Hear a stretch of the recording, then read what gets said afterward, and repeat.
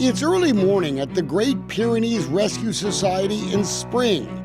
We weren't asked to watch the transport of dogs across the country, but owner Melise Saucier clearly sees our camera. She even kisses one of the dogs. Then this rescuer of man's best friend, listen closely, complains our camera is too effing close. Well, he's a little bit too close. That's not nice.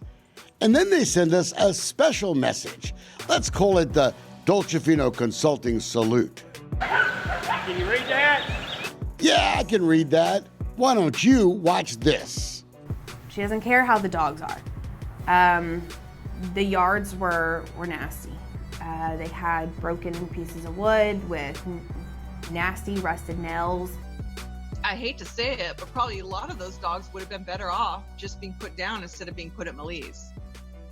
Because, she neglected them. And these are the folks who worked there.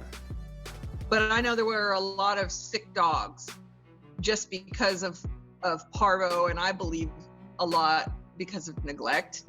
We've got disturbing pictures, troubling emails, financial records, and a litany of horrible stories of what allegedly happens here. So you saw dogs injured that she didn't care about. Oh, yeah. Lenny.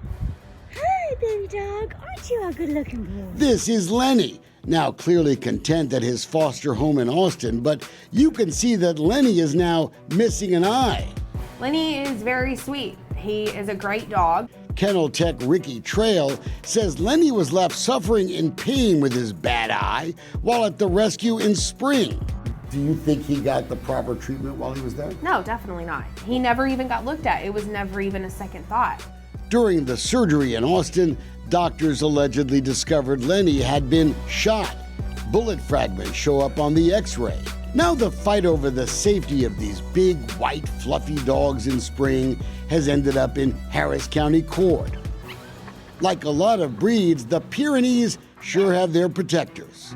These dogs, now in Kingwood, were actually rescued from the rescue place. That's how ugly it's gotten. It is animal cruelty if she's not feeding the dogs like they should be fed. The dogs that they pulled out of there, many of them were underweight. They had health issues too. Melise was refusing to let the dogs out inside. So there's no telling how long these dogs would go without going to the bathroom, without having proper water. Now it's time for Dolcefino Consulting to help stage a rescue of our own, or expose one. Melise, this is Wayne Dolcefino. We have some questions for you. I don't mind waiting. The front of this rundown house is blocked by large kennels. You can't get in this way. Oh, there's Wolf. Hello? Hello? The only way in seems to be through the hot garage. And check this out. It's full of smaller kennels, one after another. Who would keep dogs in a hot garage when it's already hot outside? I'd like to find out how you keep dogs in a hot garage. I'd like to... We don't have dogs in the hot garage. Well, you have had.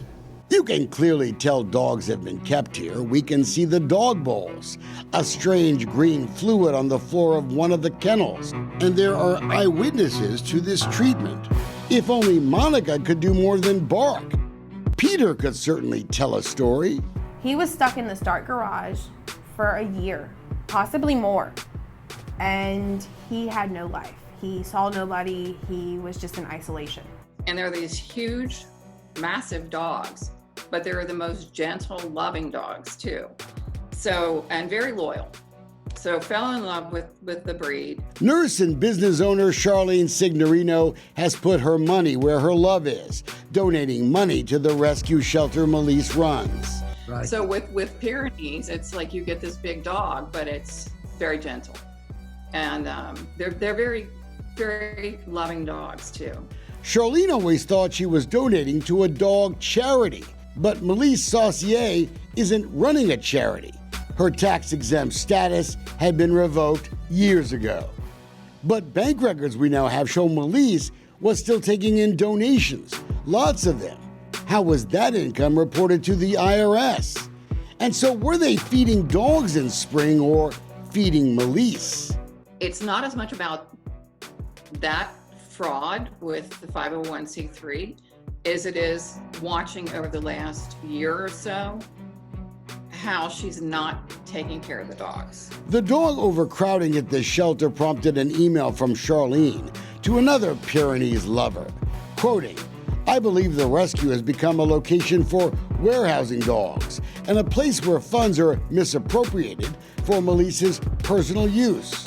There's some questions about the way the dogs are being treated, and there's some questions about the money." Melissa wouldn't come to the door when we showed up, even though we kindly offered to wait. The Texas Veterinary Board has opened an investigation.